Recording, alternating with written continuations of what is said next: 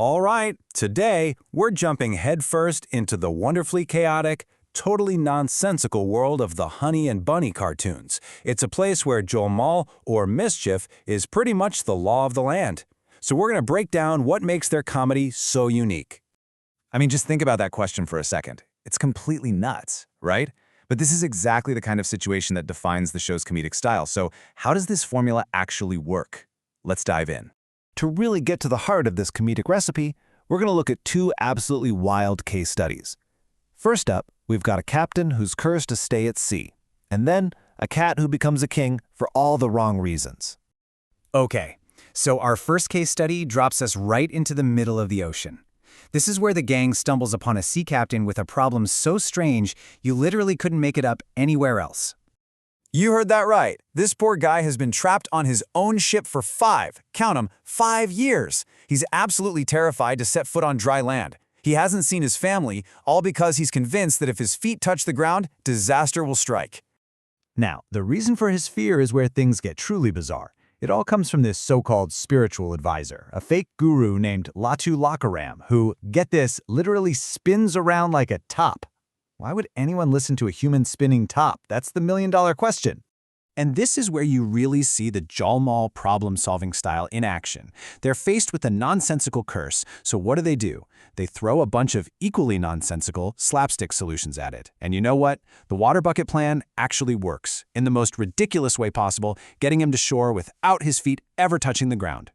And here it is, the big reveal. The friends just happened to overhear the guru's wife admitting the whole thing was a giant scam.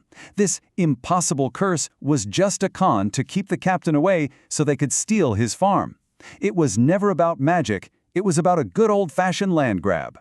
And this right here, this is a key part of the formula. They don't just fight the guy. No, they outsmart him with some mischief of their own.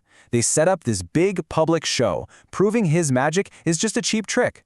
The curse is broken, and the captain is finally free. Okay, so let's move on to our next story, because this one takes a simple misunderstanding and blows it up to, well, royal proportions. So it all kicks off when our hero, Hunny, does something incredibly foolish.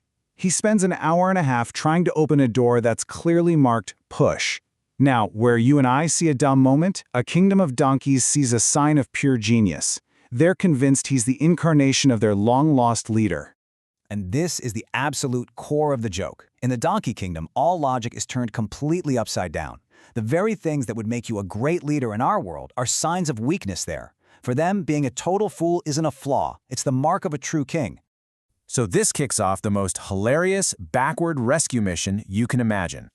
Hunny's friends, Bunny and Papat, don't need to break him out of a castle. They need to get him kicked out by proving to everyone that he's actually way too smart for the job.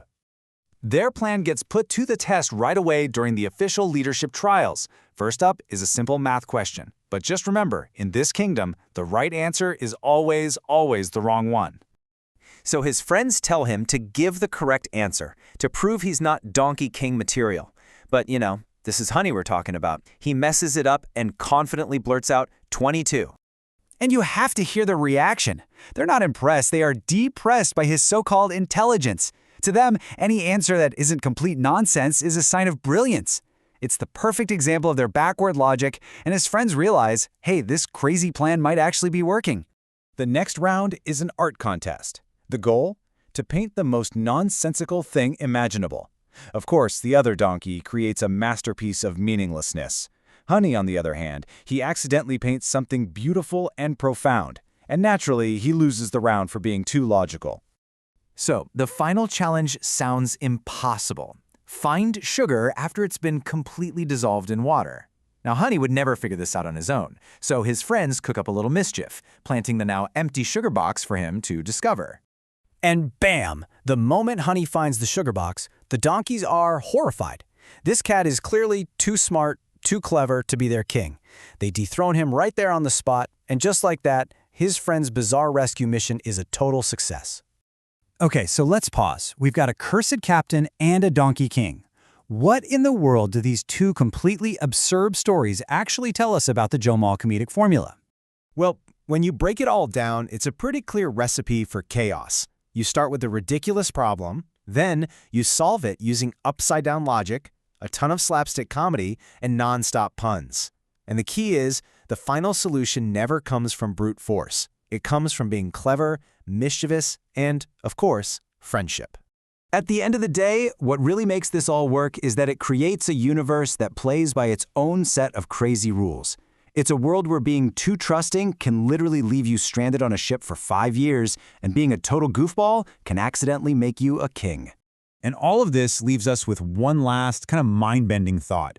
In most stories, being smart is how you win, right? But in the world of jholmaal, as we just saw with Hunny, sometimes your own intelligence can be the biggest obstacle you have to overcome. And that hilarious twist, that might just be the secret ingredient to the whole thing.